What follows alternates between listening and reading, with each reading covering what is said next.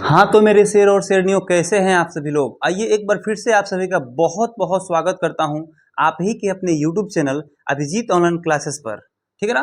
तो प्यारे बच्चों, जैसा कि आप लोग समझ रहे हैं कि हम लोग रिकॉर्ड वीडियो के माध्यम से जो है पॉलिटिकल साइंस को पढ़ रहे हैं, यानी कि सिविक्स को पढ़ रहे हैं प्यारे बच्चों। ठीक है ना। तो इस सिविक्स को हम धीरे धीरे जो है पहला चैप्टर से स्टार्ट किए हैं और एक एक टॉपिक्स को जो है धीरे धीरे मैंने आगे बढ़ाना कोशिश किया है बच्चों। ठीक है ना। तो प्यारे बच्चों, यहाँ पे मैं आप लोगों को बता देता हूं बच्चों कि आज हम लोग पॉलिटिकल साइंस यानी कि सिविक्स को पढ़ रहे हैं बच्चों। पॉलिटिकल साइंस और सिविक्स जो है दोनों विषय एक दूसरे से बहुत ही मिलता जुलता सब्जेक्ट है प्यारे बच्चों। और हम जो है आज पहला नंबर चैप्टर पढ़ रहे हैं, लोकतंत्र में सत्ता की साझेदारी, और ये भी क्लास 10th के लिए यानी कि मैट्रिक एग्जाम के लिए जो है मोस्ट इंपोर्टेंट टॉपिक होने वाला है प्यारे बच्चों। ठीक है ना। तो प्यारे बच्चों, जैसा कि आप लोग समझ रहे हैं कि हम लोग क्या पढ़ेंगे, हम लोग पिछला क्लास में क्या क्या पढ़ चुके हैं उसको पहले मैं रिवाइज करवा देना चाहूंगा बच्चों। तो प्यारे बच्चों, हम लोग पिछला क्लास में लोकतंत्र के बारे में पढ़ लिया है, सत्ता की साझेदारी के बारे में पढ़ लिया है, सामाजिक विभिन्नता के बारे में पढ़ लिया है, और सामाजिक विभाजन के बारे में, द्वंद्ववाद, सामाजिक द्वंद्ववाद के बारे में पढ़ लिए हैं, और वर्ण और जाति के बारे में हम लोग पढ़े हैं बच्चों। इसको मैं एक कोने में रिवाइज करवा दिया है। ठीक है। और आज के टॉपिक में प्यारे बच्चों फाइनली हम लोग का होने वाला है क्या, राजनीति में जाति की भूमिका। यानी आप लोग अभी समझ रहे हो कि बहुत सारे लोग जो है वोटिंग में जो है जाति की भूमिका को अहम भूमिका समझ करके चलते हैं। यानी कि जैसे में आप लोग भोजपुरी के गायकों में भी देख रहे होंगे कि ये अहिरान स्टार है, ये कुर्मियान स्टार है, तो ये मियान स्टार है, तो ये जो है चमरान जी है। ठीक है ना। तो इस प्रकार से जातिवाद को फैलाया जा रहा है धीरे धीरे, और हमारे बिहार में खास तौर पर जो है ना जातिवाद को और महत्व दिया जाता है प्यारे बच्चों। ठीक है। तो उसी हिसाब से यहाँ पे कह रहा है क्या कि राजनीति में जाति की भूमिका, यानी इसकी बहुत अधिक भूमिका एक प्रकार से देखें तो होती है। जैसे कि यहाँ पे कर रहा है कि अधिकांश लोग अपने जाति के उम्मीदवार को वोट करते हैं, यहाँ तक कि उम्मीदवार को भी जाति के हिसाब से लोग चुनते हैं। जैसे कि हमारे बिहार में तेजस्वी यादव हो गए, उनको सबसे ज़्यादा लोग यादव लोग वोट देते हैं। ठीक है। हमारे नीतीश कुमार जी हो गए, उनको कुशवाहा लोग, ये आपको पटेल जी लोग सबसे अधिक वोट करते हैं। ठीक है ना। तो बिहार में जो है जाति को अधिक महत्व दिया जाता है, इसलिए यहाँ पे कह रहा है पहला नंबर पॉइंट कि अधिकांश लोग अपने जाति को जाति के उम्मीदवार को वोट करते हैं। ठीक है। दूसरा पॉइंट देखें बच्चों, तो निर्वाचन के वक्त यानी जब पार्टी की चुनाव होती है ना, तो उन लोगों के जो दलाल होते हैं, अगल बगल के जो चमचे होते हैं, वे क्या करते हैं कि अभ्यर्थी यानी उनको जो है ना जो वोट मांगने के लिए जाते हैं, तय करते हैं किसके, जातीय समीकरण का। उस समय जो है ना किनसे हमें भेज करके जनता से वोट को मंगवाना है, उसके लिए जातीय समीकरण का ध्यान जरूर रखती है बच्चों। ठीक है। अगला पॉइंट देखें बच्चों, तो कह रहा है कि सरकार के गठन के वक्त भी पार्टी जातीय समीकरण का ध्यान रखती है। यानी कि सरकार का जब गठन किया जाता है ना, तो उस समय जो है पार्टी क्या करती है, जातीय समीकरण का ध्यान रखती है। यानी सरकार किसका बना दिया जाए, उस समय जो है ना पार्टी क्या करती है, जाति का ध्यान रखती है, जातीय समीकरण का ध्यान रखती है। ठीक है ना। उसके बाद देखें यहाँ पर, तो राजनीति पार्टियां जीत हासिल करने हेतु जातिगत भावना को भड़काने की कोशिश करते हैं। ठीक है ना। मान लीजिए अगर यादव लोग अगर अधिक है, यादव से कोई प्रत्याशी अगर वोट आ जाता है मांगने के लिए, तो वो यादवों को क्या करता है ना कि और सभी जातियों की अपेक्षा भड़काने की कोशिश करता है कि इन जातियों से हमें ये समस्या है, तो ये समस्या है ना, जिससे उनको लगता है ना कि मेरा सभी जाति जो है ना मेरे तरफ आ जाए और वोटिंग जो है हमको करे। आ रहा समझ में। तो इसलिए कह रहा है कि राजनीति पार्टियां जीत हासिल करने हेतु जातिगत भावना को भड़काने की कोशिश करते हैं। उसके बाद है बच्चों, दलित व नीची जातियों का भी महत्व निर्वाचन के वक्त बढ़ जाता है। आप लोग को मैंने पहले ही बता दिया है कि 70 के दशक के समय जो है दलित को नहीं, स्वर्ण जाति का सबसे ज्यादा क्या था कि महत्व था, स्वर्ण जातियों का दबदबा था। लेकिन क्या हुआ कि 70 से 90 के बीच में क्या हुआ कि धीरे धीरे इन लोगों का संघर्ष शुरू हो गया। यानी दलित और महादलितों का और स्वर्ण लोगों का क्या हुआ कि आपको संघर्ष शुरू हो गया, ठीक है ना, कि हम बड़ा तो हम बड़ा, ठीक है ना। उसके बाद जो है ना आज के समय में देखिए 24 और 25 के समय में 2024 और 25 में जो है धीरे धीरे अगर देखें बच्चों तो दलित व नीची जातियों का क्या हो रहा है कि अभी दबदबा बढ़ गया है, ठीक है ना। इन लोगों की तरफ जो है राजनीति का पलड़ा ढलते हुए दिखाई दे रहा है, ठीक। उसके बाद है बच्चों निर्वाचन के वक्त पार्टियों वोटरों के बीच साख बनाने हेतु अपना चेहरा स्वच्छ और कह रहा है कि जाति भावना से ऊपर बनाने की कोशिश करते हैं। यानी जिस समय वोट की आवश्यकता होती है उस समय जब पार्टी आते हैं वोट को मांगने के लिए तो वो अपने आप को जाति से बहुत ऊंचा बताते हैं कि हम लोग जो है जात पात में उलझने वाले व्यक्ति नहीं हैं, हम लोग विकास में उलझने वाले व्यक्ति हैं। और इस प्रकार से वे लोग क्या कहते हैं कि निर्वाचन के वक्त पार्टियों वोटरों के बीच साख बनाने हेतु अपना चेहरा स्वच्छ और जाति भावना से ऊपर बनाने की कोशिश करते हैं। यानी कि जाति की भावना में हम उलझे नहीं हैं, जाति की भावना से हम कई गुना ऊंचे हैं और जातियों में हम उलझने वाले नहीं हैं, ठीक है ना। तो आइए बच्चों ये समझ चुके होंगे फाइनली आप सभी लोग कि जाति में राजनीति में जाति की भूमिका आखिर है क्या, ठीक है ना। तो आइए बच्चों ये जो है हम थोड़ा सा साइड ले लेते हैं और आप लोग जो है ना इसका स्क्रीनशॉट भी कर सकते हैं और चाहे तो अपनी नोटबुक में नोट भी कर सकते हैं बच्चों, ठीक है ना। जल्दी नोट कर लीजिए। चलिए इतना पर वीडियो को रोक दीजिएगा और नहीं तो स्क्रीनशॉट भी कर सकते थे, ठीक है। आइए बच्चों अगला पॉइंट आप लोग देखेंगे, कह रहा है कि सिर्फ जाति के आधार पर चुनावी नतीजे तय नहीं होने के कारण, यानी कि सिर्फ जाति के आधार पर चुनावी नतीजे को तय नहीं किया जा सकता है। इसका कारण क्या है, ठीक है ना।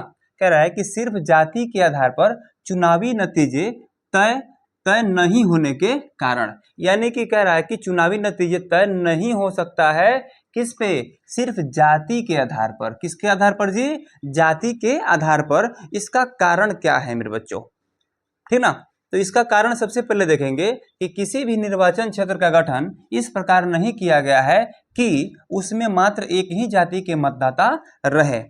यानी कि मान लीजिए कोई भी पोस्ट है, कोई भी पद है जो नेताओं का पद होता है, उसमें कोई भी निर्वाचन जो पद है यानी कि कह रहा है कि मात्र एक ही जाति के मतदाता रहे। कोई भी यहाँ पे एक क्षेत्र का गठन इस प्रकार नहीं किया गया है कि उसमें मात्र एक ही जाति के लोग रहे, मतदाता रहे, ठीक है। उसके बाद कह रहा है बच्चों कोई जाति कोई पार्टी विशेष केवल एक ही जाति का वोट हासिल कर सत्ता में नहीं आता। यानी आज तक एक सरकार का बच्चों आप लोग नाम बताओ, कमेंट बॉक्स में लिख देना कि कोई भी आज तक सरकार बना है क्या जिसमें केवल एक ही कास्ट के लोग जो है सरकार को बना दिए हैं। संभव है? बिल्कुल संभव नहीं है बच्चों। इसलिए जो है यहाँ पे क्या कर रहा है कि कोई पार्टी विशेष केवल एक जाति के वोट हासिल कर सत्ता में नहीं आता, ये संभव ही नहीं है, इम्पॉसिबल है बच्चों, ठीक है ना। उसके बाद कह रहा है अगर कोई निर्वाचन क्षेत्र में किसी एक जाति विशेष की एकाधिक संख्या हो, यानी कि कह रहा है कि अगर कोई निर्वाचन क्षेत्र में अगर मान लीजिए कि कोई क्षेत्र है जिसमें कोई जाति जो है मान लीजिए कि कुशवाहा अधिक है या फिर कायस्थ लोग अधिक है, लाला लोग, ठीक है ना, या फिर पांडे लोग अधिक है या फिर नीच जाति के लोग जो है बहुत अधिक है, वहां से जानते हैं क्या किया जाता है, चुनाव लड़ रहे सभी पार्टियां उसी जाति विशेष के लोगों को अभ्यर्थी बनाते हैं। यानी जो बड़ा सरकार है वह देखता है, जो बड़ा जो है ना प्रत्याशी है वह देखता है कि इस एरिया में जो है, इस क्षेत्र में जो है किस जाति के लोग अधिक है, ठीक है ना। उसी पार्टी से जो है जो जाने माने लोग होते हैं उनको उठा करके और क्या करता है कि उस क्षेत्र से चुनाव लड़ा देता है, उनको अभ्यर्थी बना देता है जो वोट मांगने का काम करते हैं। और उस जाति के लोग अगर अधिक है तो उनको सभी लोग क्या करते हैं कि सपोर्ट कर देते हैं, ठीक है ना। उसके बाद कह रहा है क्षेत्रीय स्तर पर जातीय गुट बनाकर सरकार बनाया जा सकता है। यानी कि क्षेत्रीय स्तर पर, जातीय स्तर पर नहीं, क्षेत्रीय स्तर पर जातीय गुट बनाकर, ठीक है, क्षेत्र के स्तर पर जो है ना जातीय गुट बनाकर सरकार बनाया जा सकता है, परंतु राष्ट्रीय स्तर पर सरकार बनाने के लिए जाति विहीन रहना जरूरी है। जैसे मान लीजिए कि क्षेत्रीय स्तर का मतलब हो गया कि मुखिया, ठीक है ना। मुखिया अगर कोई श्रीवास्तव है और श्रीवास्तव उसके एरिया में क्षेत्र में जो है बहुत अधिक लोग है, या फिर यादव है या फिर कुर्मी लोग में कोई है, ठीक है ना, तो अगर उसमें जो है बहुत अधिक लोग है तो वह क्या कर सकता है कि क्षेत्रीय स्तर पर जातीय गुट बनाकर सरकार बनाया जा सकता है। लेकिन बच्चों देश स्तर पर चाहे राष्ट्रीय स्तर पर तो हम सरकार बनाने के लिए जाति विहीन रहना पड़ेगा। जाति विहीन यानी कि जाति से जो है हट कर चलना पड़ेगा, किसी भी जाति के लोग हैं उन्हें अपना करके चलना पड़ेगा और सभी लोगों को ये चीज बताना पड़ेगा कि जात पात भेदभाव कुछ नहीं होता है, सभी विकास होता है और हम जीतेंगे तो क्या करेंगे कि विकास करते हैं। ऐसे तो बहुत सारे नेता लोग आते हैं तो पहले फेंकबे करते हैं, ठीक है ना, और बाद में क्या होता है, बाद में क्या होता है कि कितना हूं आप जाकर के उनके दरवाजे पे फेंकिएगा, आपका कोई काम नहीं होता है। पहले वो लोग फेंकते हैं, ठीक है ना, फिर आप दोबारा जाकर कितना भी फेंक लीजिएगा वे काम नहीं आपका हो पाता है। वो भी बिल्कुल बिहार में जो है ये तो सारा, और बिहार में ये सब तो और गड़बड़ मैटर चलते रहता है, ठीक है ना। इस प्रकार से ये सारा चीज समझ लिए प्यारे बच्चों आप लोग कि सिर्फ जाति के आधार पर चुनावी नतीजे तय नहीं होने के कारण क्या क्या होते हैं, ठीक है ना।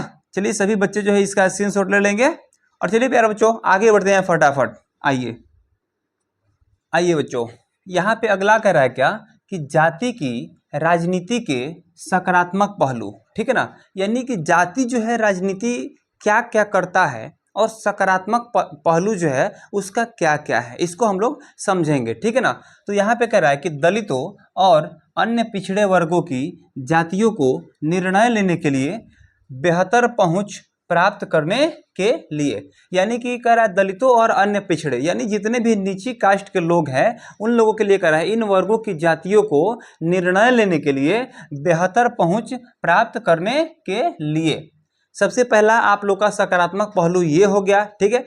उसके बाद कह रहा है कि कई संगठन जातियों के खिलाफ भेदभाव को समाप्त करने के लिए मांग और आंदोलन कर रहे हैं, यानी कि जाति की राजनीति के सकारात्मक पहलू कौन कौन से हो सकते हैं प्यारे बच्चों। तो पहला नंबर पॉइंट आप लोग यहाँ पे देख लिए कि दलित और जितने भी छोटे कास्ट के लोग हैं इन जातियों को जो है ना कह रहा है कि निर्णय लेने के लिए क्या होना चाहिए, बेहतर पहुंच प्राप्त करने के लिए, ठीक है ना, बेहतर पहुंच प्राप्त करने के लिए। फिर कह रहा है कि कई संगठन जातियों के खिलाफ भेदभाव, जातियों के खिलाफ भेदभाव को समाप्त करने के लिए मांग और आंदोलन कर रहे हैं। यही है सब पहलू, सकारात्मक पहलू है किसकी, तो जाति की राजनीति के सकारात्मक पहलू, ठीक है ना। दलितों और अन्य पिछड़े वर्गों की जातियों को निर्णय लेने के लिए बेहतर पहुंच प्राप्त करने के लिए यह क्या किया जा रहा है जी, निर्णय लिया जा रहा है, ठीक है ना। उसके बाद कह रहा है कई संगठन जातियों के खिलाफ भेदभाव को समाप्त करने के लिए मांग और आंदोलन कर रहे हैं, यानी पिछड़ा जाति वाले लोग जो है 1970 के समय 1970 के समय जो था 1970 के समय ये लोग बहुत एक तरह से पिछड़े हुए थे। उस समय स्वर्ण जाति लोगों का क्या था बच्चों, तो दबदबा था। लेकिन 1970 से 1970 से और 1990 के बीच में क्या हुआ कि इन लोगों का दबदबा धीरे धीरे बढ़ गया बच्चों, ठीक है ना, 90 के बीच में बढ़ गया। लेकिन धीरे धीरे क्या हुआ कि आज जो है 2024 और 2025 में जो है दलितों का पलड़ा ही भारी होते दिखाई दे रहा है। तो इसलिए सकारात्मक पहलू को भी आप लोग यहाँ पर देख लिए। आइए नेक्स्ट पॉइंट को देखते हैं।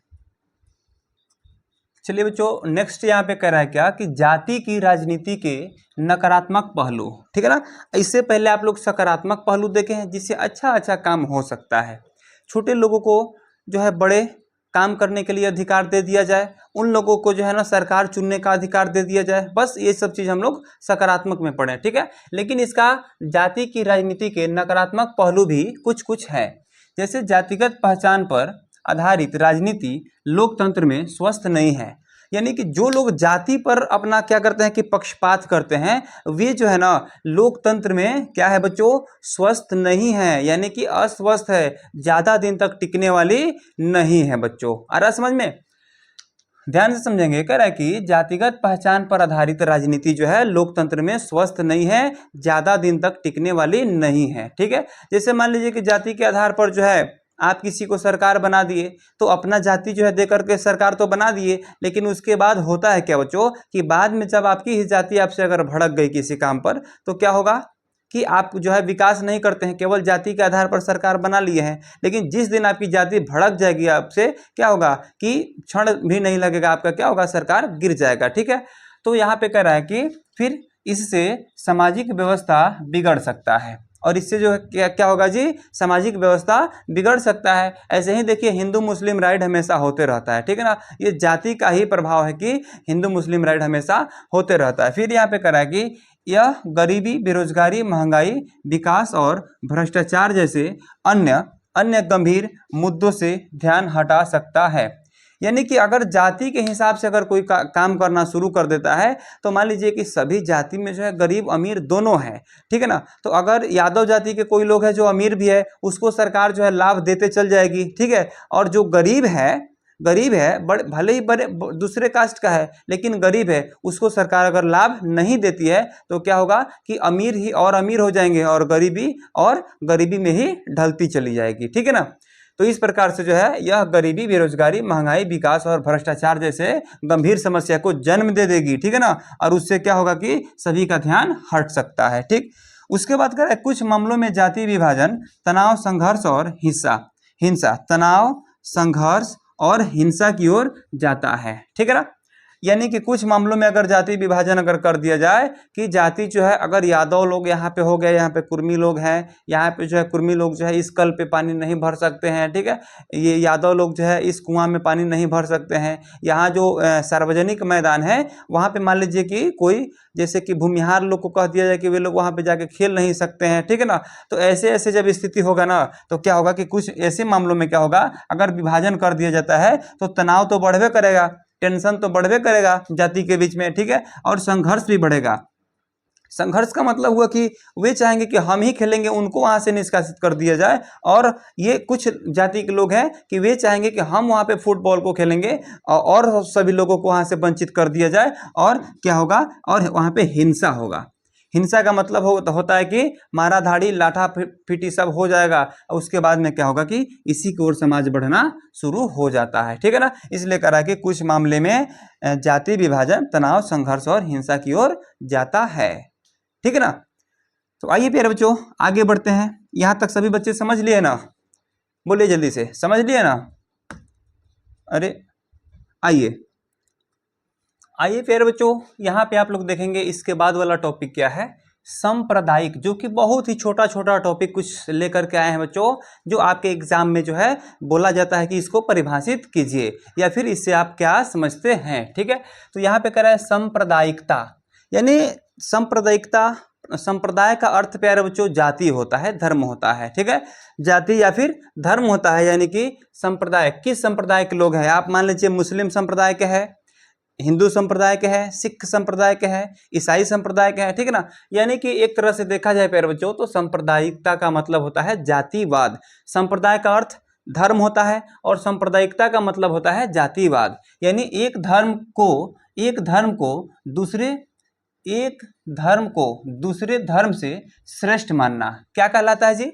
एक धर्म को, मान लीजिए कि कोई लोग जो है लाला जाति के लोग हैं या फिर श्रीवास्तव लोग हैं या फिर कह दो तो पांडे लोग हैं। ठीक है, उसके बाद या फिर हम कह देते हैं कि कुछ कुशवाहा लोग हैं। ठीक है, और अपने जाति को जो है अन्य जातियों से श्रेष्ठ अगर समझने लगते हैं तो उसे क्या कहते हैं, ऐसी भावना को कहते हैं सांप्रदायिकता की भावना उसमें उत्पन्न हो गई है। ठीक है, ऐसे ही छोटा सा एक और टॉपिक है यहाँ पर, सांप्रदायिक, यानी धर्म को समुदाय का मुख्य आधार बताने वाला व्यक्ति क्या कहलाता है? सांप्रदायिक व्यक्ति कहलाता है। क्या कहलाता है? सांप्रदायिक व्यक्ति कहलाता है। धर्म को समुदाय का मुख्य आधार, यानी समुदाय का मतलब होता है समूह।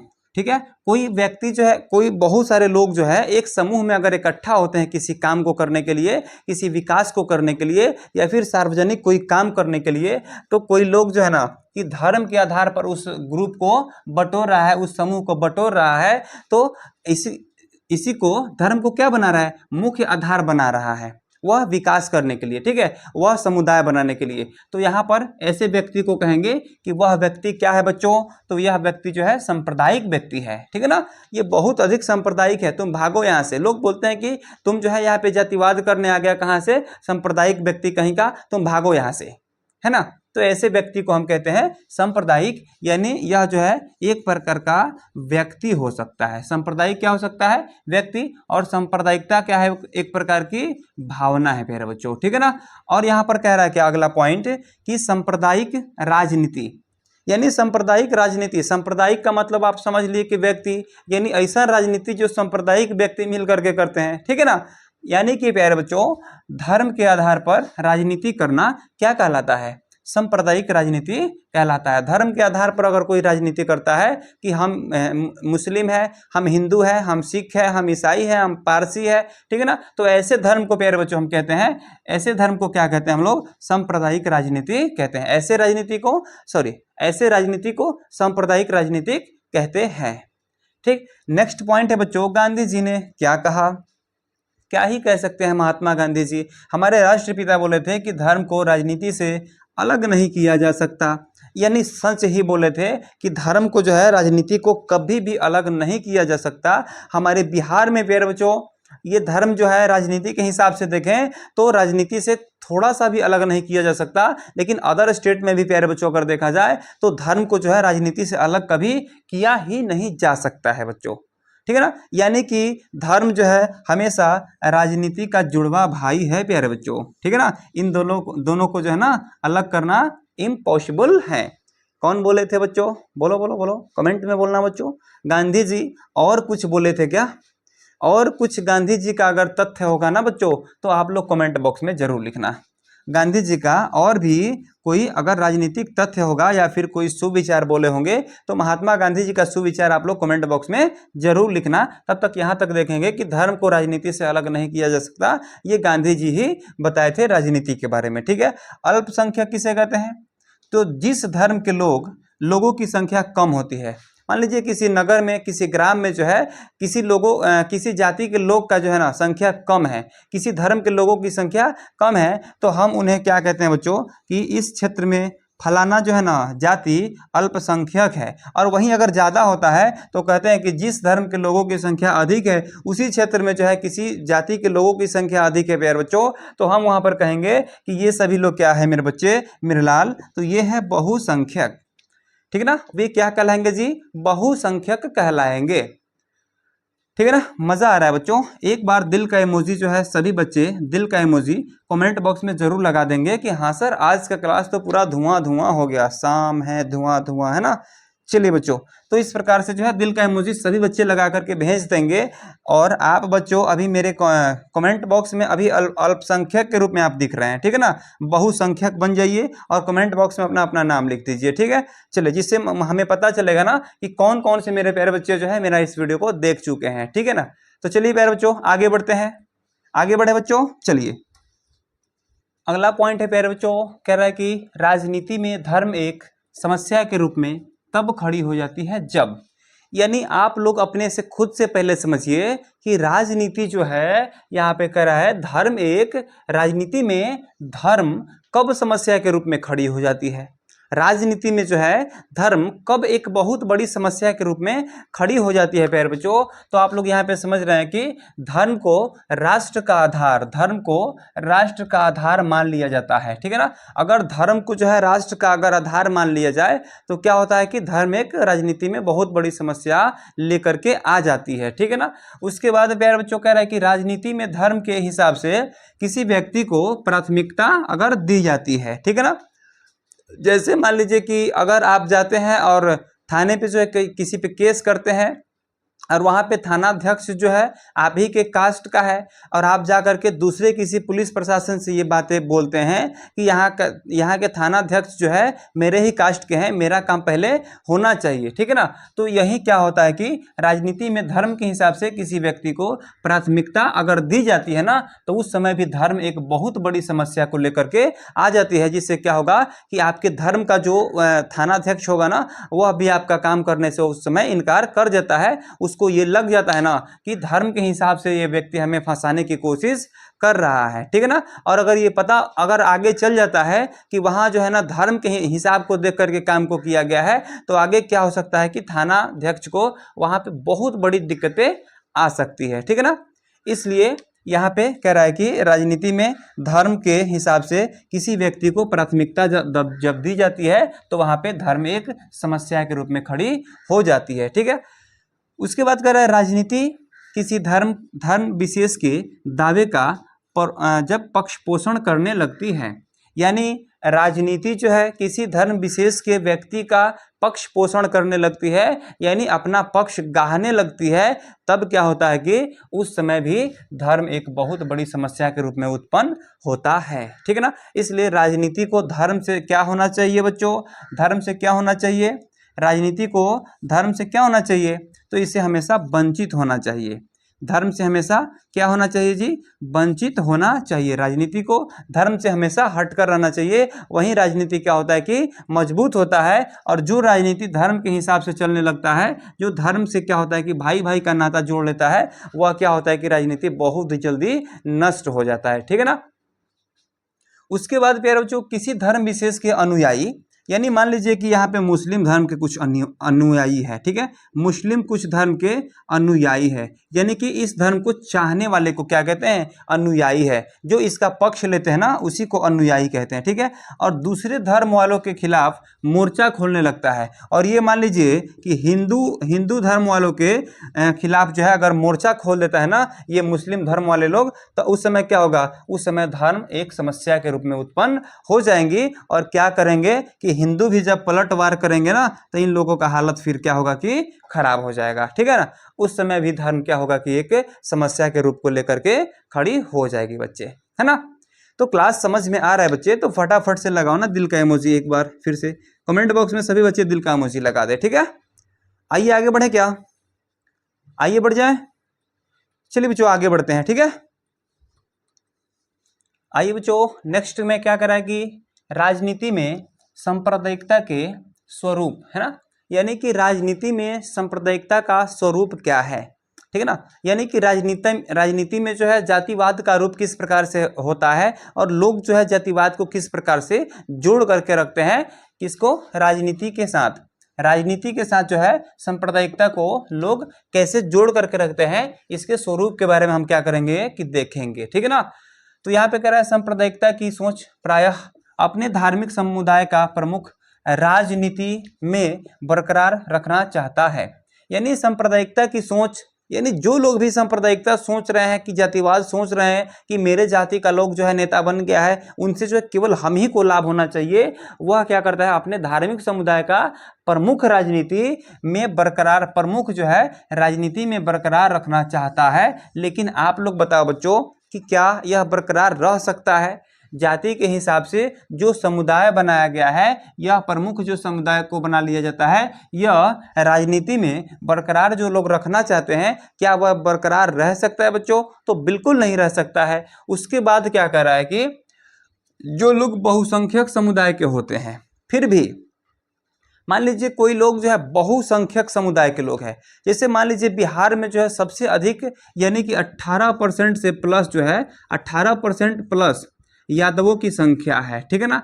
और बाकी में सभी क्या है कि बाकी में सभी लोग रहते हैं। यानी कि यहाँ पे कहे तो अगर मान लीजिए कि एक समुदाय के रूप में बना करके अगर कोई कास्ट चाहता है कि हम रहे और उसकी संख्या बहुसंख्यक है, ठीक है ना। यहाँ पे कह रहा है जो लोग बहुसंख्यक समुदाय के होते हैं, यानी अगर ये लोग बहुसंख्यक समुदाय के लोग हैं तो उनकी यह कोशिश बहुसंख्यकवाद का रूप ले लेती है। और वे लोग क्या करते हैं कि सत्ता में आ तो सकते हैं, लेकिन वह जो है ना बहुसंख्यकवाद का एक रूप ले लेगी कि ये कास्ट के लोग जो है यहाँ पे अधिक रह रहे हैं, तो क्या होगा कि दूसरे भी देश के नज़र में ये चीज़ आ जाएंगे कि यहाँ पे जो है ना इस कास्ट के लोग अगर अधिक है तो ये क्या कर रहे हैं कि देश पर अपना दबदबा बना कर रह रहे हैं, ठीक है ना।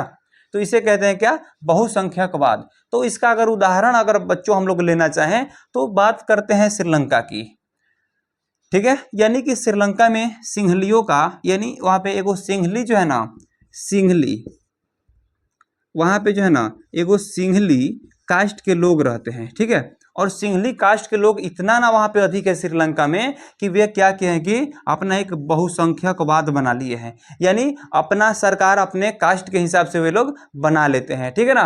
तो यहाँ पे कहा जा सकता है कि बहुसंख्यकवाद है, यानी सिंहलियों का बहुसंख्यकवाद है कहाँ बच्चों, तो श्रीलंका में, श्रीलंका में है ना जी, श्रीलंका में, ठीक है। उसके बाद प्यारे बच्चों यहाँ पे कर रहा है सांप्रदायिकता के आधार पर राजनीति गोलबंदी सांप्रदायिकता का दूसरा रूप है गोलबंदी सांप्रदायिकता, यानी गोल बना करके अपना एक समूह बना करके रहने के लिए क्या करा है कि आधार पर राजनीति गोलबंदी सांप्रदायिकता का एक दूसरा रूप है। फिर कह रहा है इस हेतु, यानी कि इसके लिए पवित्र प्रतीकों, धर्म, गुरुओं और भावनात्मक अपील आदि का सहारा लिया जाता है, ठीक है ना। यानी कि पवित्र प्रतीकों जैसे कि मान लीजिए कि हिंदुओं के लिए पवित्र प्रतीक माना जाए तो गंगा नदी को कहते हैं, गाय को कहते हैं, ठीक है ना, ये तिरंगा झंडा को कहते हैं, ठीक है, बजरंग बली को, बहुत सारे देवताओं को कहते हैं, ठीक है। ठीक वही चीज यहाँ पर बता रहा है कि इस हेतु पवित्र प्रतीकों, धर्म, गुरुओं और भावनात्मक अपील आदि का सहारा लिया जाता है। अगर प्यारे बच्चों अगर हम कोशिश करें कि हमारे देश में हिंदू अगर अधिक है तो हम लोगों का अगर दबदबा बनाना है तो कोई सार्वजनिक स्थान है वहां पर हम लोग तिरंगा लगा देंगे, आ रहा समझ में। यानी कि प्यारे बच्चों कह रहा है कि पवित्र प्रतीक हम लोग का जो भी है वहां पर लगा देंगे, धर्म गुरुओं को अलग गुरु बताने लगेंगे, भावनात्मक अपील आदि का सहारा लिया जाता है और उस स्थान को जो है ना ऐसे प्रतीकों का सहारा लेकर के और उस स्थान को पूरा तरह से हिंदुत्व का स्थान घोषित कर दिया जाता है बच्चों, ठीक है। और कह रहा था संप्रदाय के आधार पर इस पर हिंसा, दंगा और नरसंहार ही होता है। मान लीजिए कि 5 साल 10 साल, जैसे कि वहां पे एक मंदिर बनवाया गया था अयोध्या के पास, कौन, एक मस्जिद था जो बाबरी मस्जिद के नाम से जाना जाता था, ठीक है। और उस बाबरी मस्जिद को जो है उससे भी पहले राम मंदिर था, फिर मुस्लिमों का दबदबा आया, मुगलों का शासन आया, उसके बाद वे लोग क्या किए कि उस मंदिर को तोड़वा दिए, फिर वहां पे क्या हुआ कि बाबरी मस्जिद को बनवा दिया गया, ठीक है। तो सबसे पहले वहां पे राम मंदिर जो था उसको तोड़वा करके अगर बाबरी मस्जिद बनवा दिया गया तो फिर बाद में वहां पे हिंदुओं का दबदबा हुआ और वे क्या किए कि प्रधानमंत्री के द्वारा जो है उस मंदिर को तोड़वा करके और फिर से जो है राम मंदिर का स्थापना करवा दिया गया, ठीक है ना। तो आज जो है फिर से अयोध्या में राम मंदिर का एक बहुत ही भव्य मंदिर स्थापित हो चुका है श्री रामचंद्र जी का। तो इसलिए हम कहते हैं बच्चों कि जब जिसका तब तैसा काम होता है, जिससे एक छोटा सा ये काम तो होता है, हिंसा होता है, दंगा होता है और नरसंहार होता है, युद्ध होता है और उसमें कई लोग मारे जाते हैं, लेकिन क्या होता है कि जब जिसका दबदबा आता है वे लोग अपना काम करते हैं। तो अभी वहां पे हिंदुओं का दबदबा आया जिसके चलते प्रधानमंत्री क्या हुए कि हिंदू बन गए, जो कि बाल ब्रह्मचारी हमारे नरेंद्र मोदी जी बन गए, ठीक है। उसके बाद क्या हुआ कि फिर से वहां पे श्री रामचंद्र जी का मंदिर जो है स्थापित कर दिया गया बच्चों, ठीक है। तो प्यारे बच्चों और सभी क्लास के अपेक्षा जो है ये क्लास आप लोगों को कैसा लगा आप लोग कमेंट बॉक्स में जरूर बताएंगे बच्चों। और क्या आगे भी ऐसा ही क्लास आप लोगों का ले लिया जाए जिससे छोटे वीडियो में जो है बहुत सारी चीज़ों को सीखने के लिए आप लोग को मिला बच्चों। तो प्यारे बच्चों आप लोग जो है जाते जाते वीडियो को लाइक ज़रूर करेंगे और चैनल पर नए हैं तो चैनल को सब्सक्राइब जरूर कर लेंगे। और चलिए फिर मिलते हैं नेक्स्ट वीडियो के साथ, तब तक के लिए टाटा बाय बाय।